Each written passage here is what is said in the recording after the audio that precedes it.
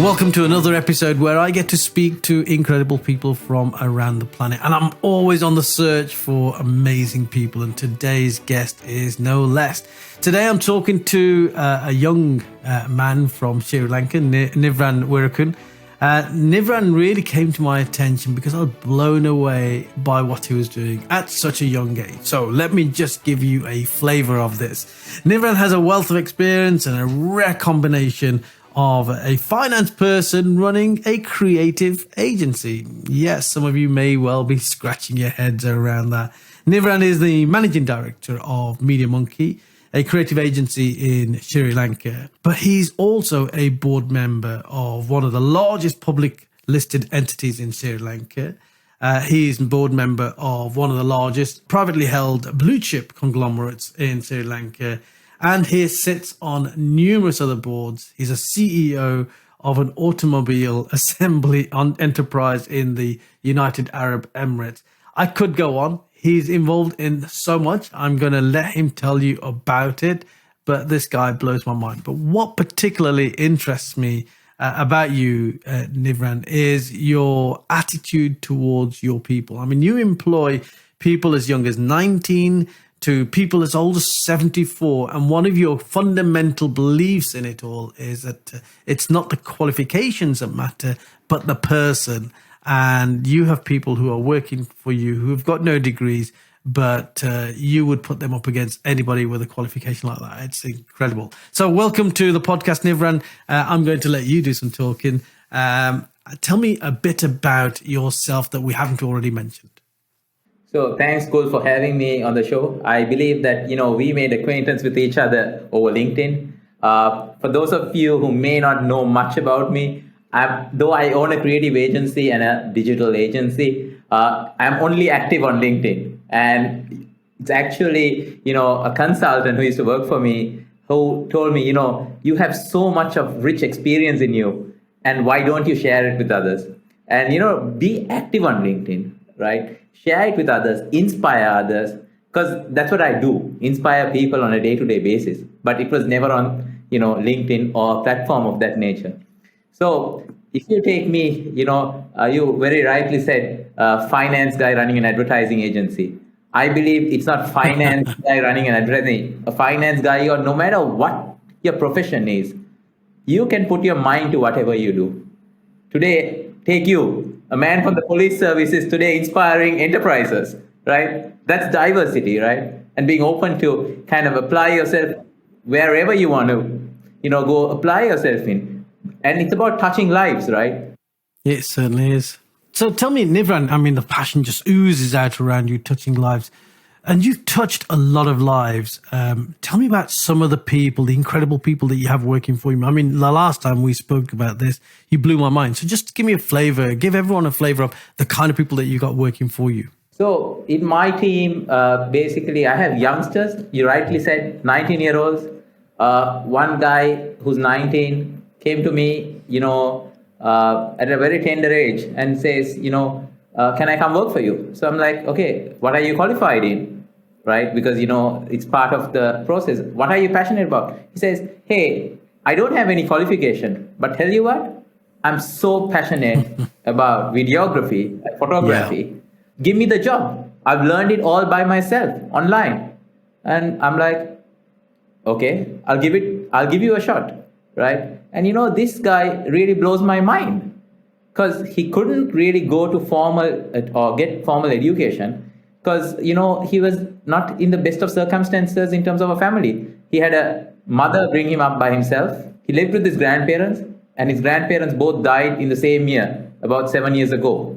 And his mom was working in the UAE as a security officer, right? And you can imagine the hardships, right, for a family of that nature. But this boy was determined. And what I saw in him was above and beyond any qualification was a sheer determination with passion. Passion to excel in photography, passion to excel in videography. That passion has now driven him to be an entrepreneur of sorts whilst working for me. So I really take pride in allowing people to be their own little entrepreneur, within my enterprise. Yeah, that feeds into a saying that I once heard, and I've stuck true to this for 30 years now. And the saying basically goes that the mark of an outstanding leader is not how good a leader you are, but how many leaders you create. So what you're saying is by giving that young man an opportunity and then nurturing him and mentoring him, you've created another leader there. So that's part of your legacy, right? The stories can go on and on. There are people who've started as my messenger, right? In another enterprise, not in the enterprise I own, but in another enterprise, who are now today accountants, who are now business unit heads. And my messenger today, actually, he continues to work for me, but not in the role of a messenger, but in a different role. When he started off with me 6 years ago, he was my messenger, basically, like a delivery boy, right? If you track back to, India or, our developing nations, we have these messengers and these delivery boys who are, a very useful resource in the company, no matter what their role is. Today, this boy is a guy who didn't have money to pay for his degree in computer hardware. I convinced him that he should start with a diploma to advanced diploma, and today he will be finishing his degree. So that is the type of organization I've created. No matter where you come from, no matter whether you have money, if you have determination, with the little money I do have with me, I will empower them to go reach what they want to achieve. I have people who work for me who are passionate about music. They want to play for their band. Mm-hmm. Some days they ask me, hey, can I have a day off? I need to play at a wedding. I need to play at an event. Why not? Let people go do their passion. The passion will drive them. Passion will make them deliver beyond what I expect of them. If I just confine them to their role, they aren't going to be happy within. People who are happy within can do marvels for organizations. What I'm picking up there, your key word is passion, and you certainly like to employ people with passion, and you are of the belief that if somebody has passion, then at least you can do something with that person. It's about putting that passion and really sort of focusing that passion on something, which is great.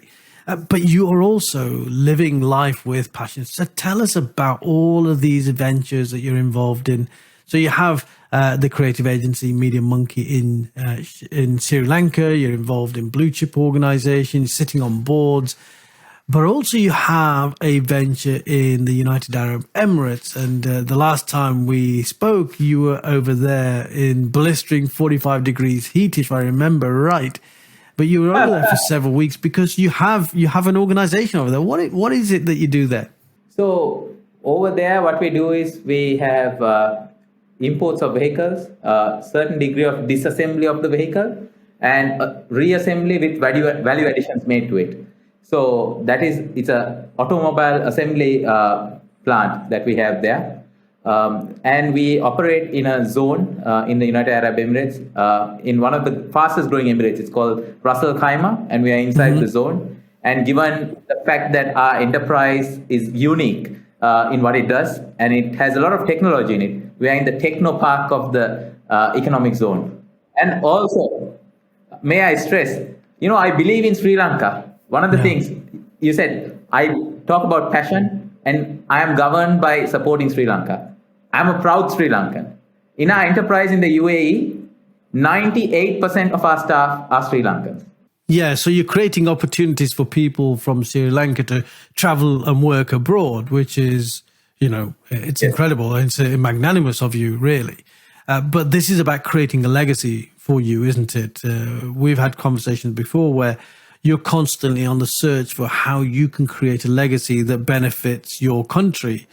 Tell me about some of the things or ventures or philosophies that you are involved in that help to do exactly that. So take today, for example, if you just log into LinkedIn and follow my profile right now, you will see a video done by my enterprise, envisioned by me, purely promoting Sri Lanka as a nation with which people should do business with, where people should go buy from Sri Lanka. I'm not asking the government to support us. I am not asking someone else to support us. I am doing my part in my way, my little bit to make Sri Lanka progress. So if everyone in our nation, if you go through my LinkedIn posts, you will realize how much I talk about Sri Lanka, the solidarity of its people, right? everyone can, be very negative. But why should we be negative? We are human beings. We need to thrive. Yeah. We should not survive to thrive. We should thrive to survive. Change it around, right? Thriving makes survival that much more fun, right? And, positivity can really drive nations and drive each of us as people. Yeah. And when we are positive, that leadership basically inspires others to be positive. Just imagine having a leader who's not too positive about things, right? How can he inspire a group of youngsters, whether young or old, at the end of the day? And don't you think, Nivran, that that's sort of one of the key sort of challenges that we have globally, not just in Sri Lanka, but globally, whether it's in politics or whether it's in organizations, that we have a whole sort of group of senior leaders that are not inspiring people, and therefore they're not creating new aspirations. And that's a fundamental responsibility of a leader. Don't you agree? Let's look at it from leadership in business and in Sri Lanka, right? I'm all for Sri Lanka being positive. I hate to talk anything negatively about Sri Lanka. But the mentality and the mindset needs to change, right? It's not that those who are older than us are getting rusted. They have a wealth of experience. What they must see is the dynamism and the vigor of youngsters. Couple that, never keep that in isolation. Yes, experience has so much value. But with that experience, when you have vigor of, and the dynamism of youngsters wanting to really go out there, create things. How many of the world's entrepreneurs are youngsters, right? Today, so many youngsters. We have youngsters who are 19 years of age, 18 years of age. Today, we have kid entrepreneurs. To be honest with you, tomorrow I'm having a kid entrepreneur interview me. 14-year-old is interviewing me on his, show, which he has on LinkedIn and on various other social media platforms. Now, this guy he has an entrepreneurial pursuit, right? And so at 14, he's talking entrepreneurship. So that's the future. But the problem is sometimes we have leaders who feel so insecure, thinking that, they might lose their position. They might lose their stronghold by allowing someone else to grow. No. If you take me personally, why do I allow people even who work for me as employees to pursue their entrepreneurial journey? Let them be better than me, because they will one day contribute to this great nation. I like that. I like that philosophy. Not only leaders in management, leaders who are entrepreneurs, trendsetters, innovators, our nation's going to progress. So that's my take on your question.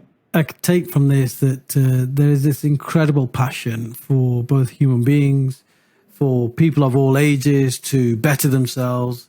You have this understanding that leaders have a responsibility to inspire others, but you also want to build a different mindset for your country of Sri Lanka.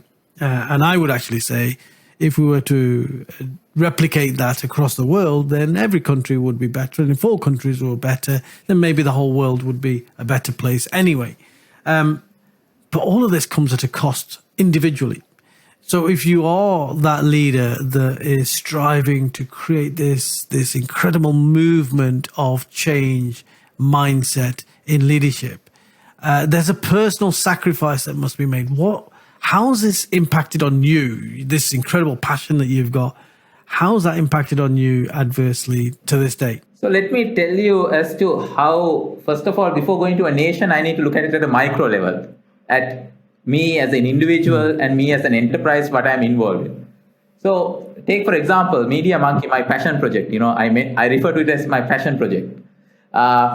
This is a company in which we face failure, right? At times, I believe when we, look at it back in hindsight, we experienced failure early on, because what we took over is a company which dated back to 1958. We revamped it under a new ownership, and we faced many challenges.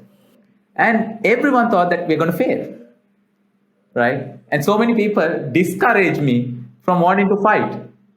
So, when failure strikes you, you also are exposed to financial distress.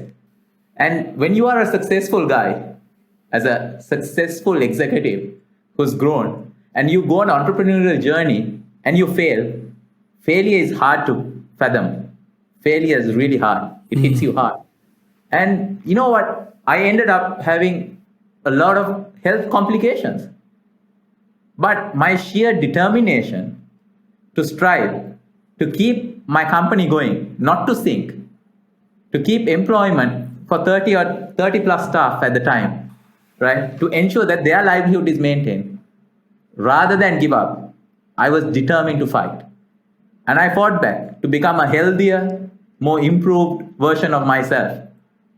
And you spoke about sacrifices. Yeah, what did you do to achieve this healthier version of yourself? Because I absolutely agree that leaders have to look after themselves. If we don't look after ourselves, then we can't look after other people. So what are your tips, if you like, to look after yourself? What does that mean to you? For me, Kul, to be very honest with you, no matter how much we stress about something, it's not going to solve it, right, by stressing more.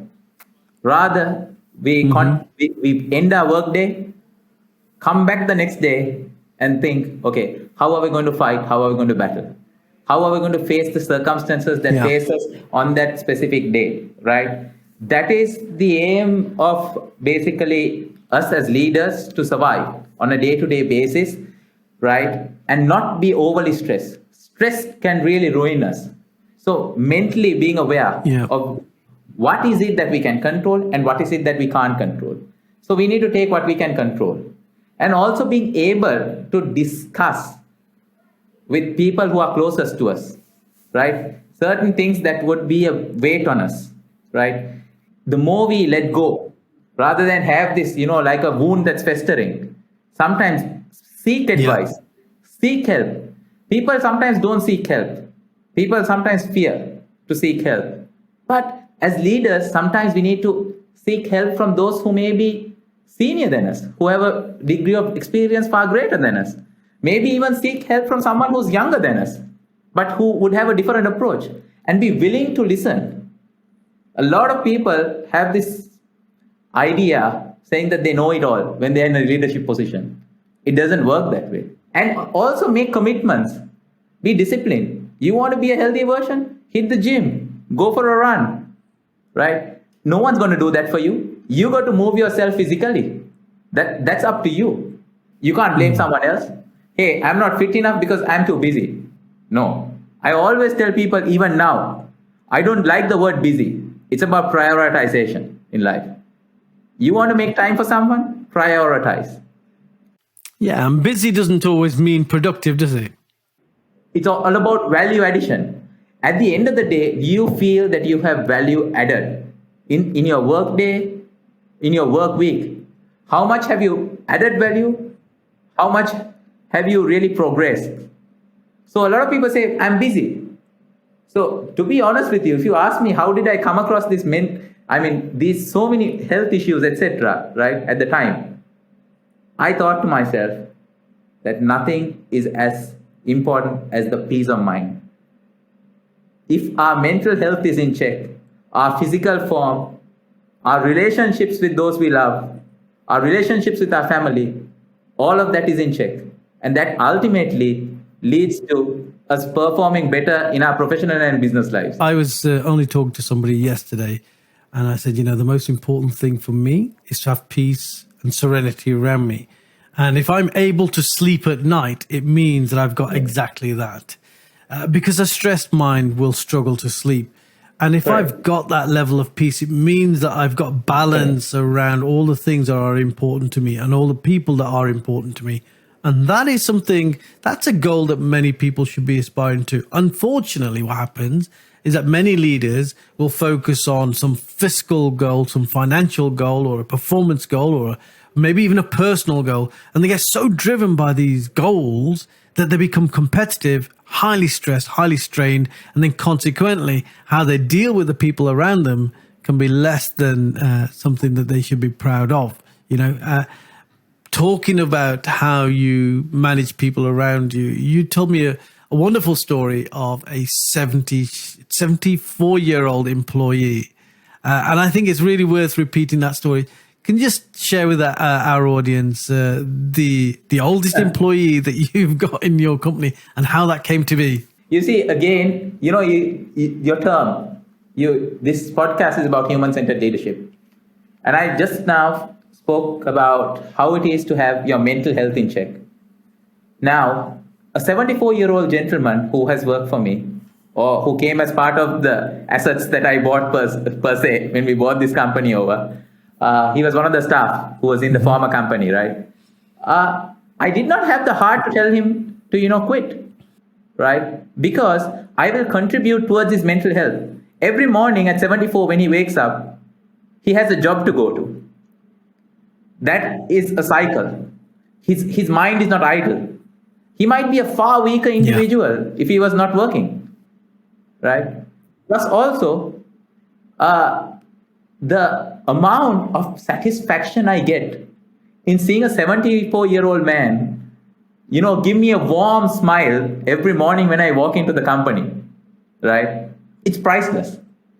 Because I know the sense of gratitude for being that human-centered leader to him at his age is basically really touching his life so deep that I see it in that smile, right?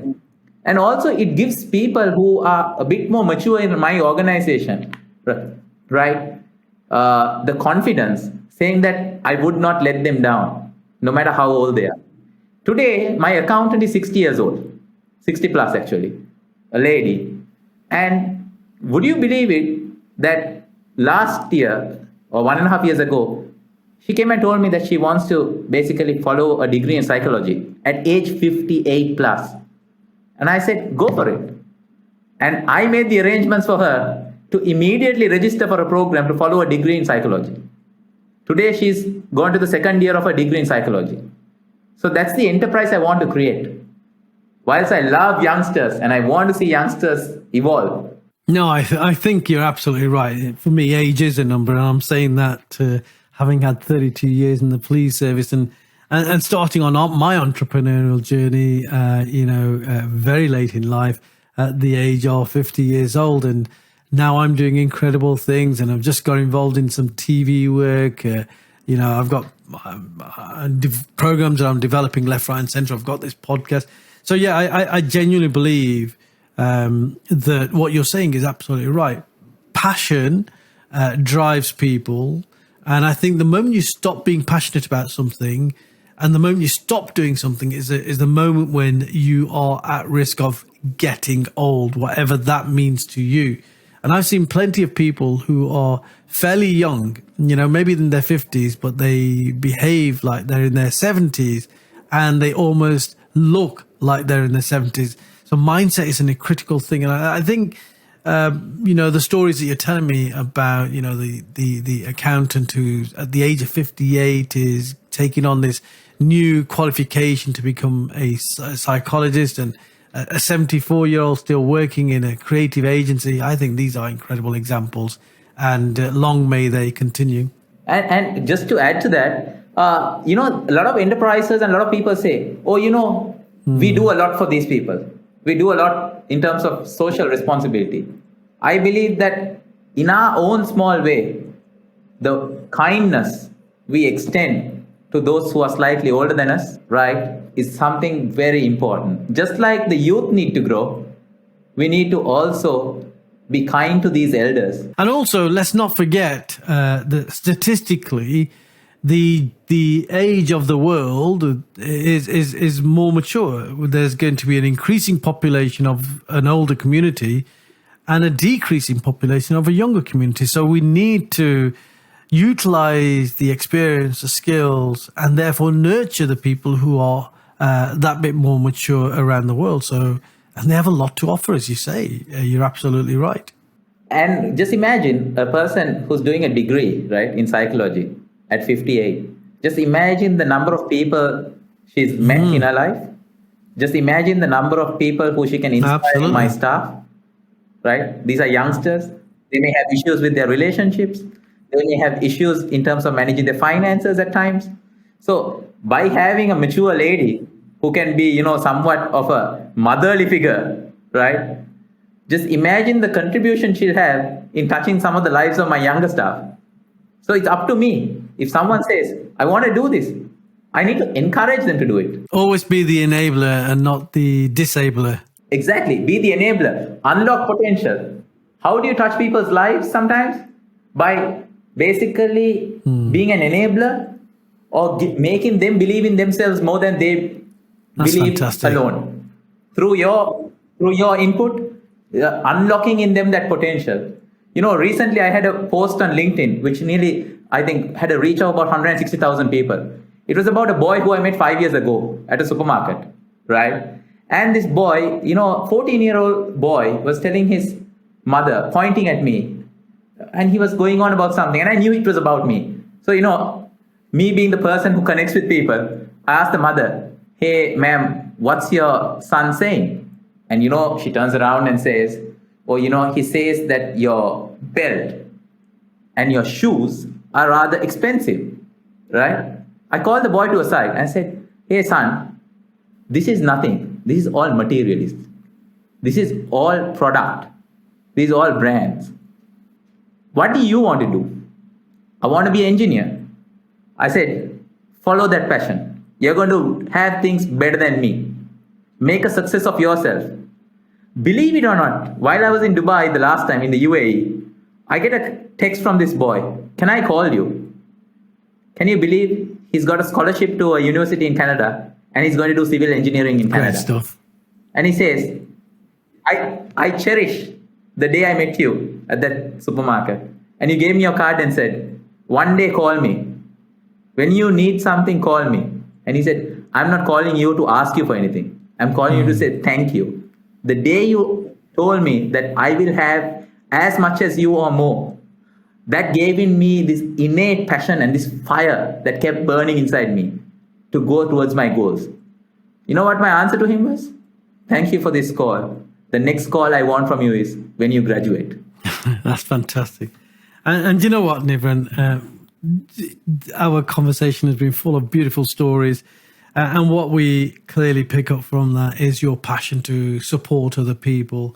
Aside from your energy to be involved in so much, doing so much, creating organizations, nurturing talent, and also, of course, your passion for Sri Lanka that has gone through a lot of turmoil lately. But I want to thank you for being on the program and thank you for the work that you're doing, and may that long continue and keep striving to create leaders like you around you. Thank you very much.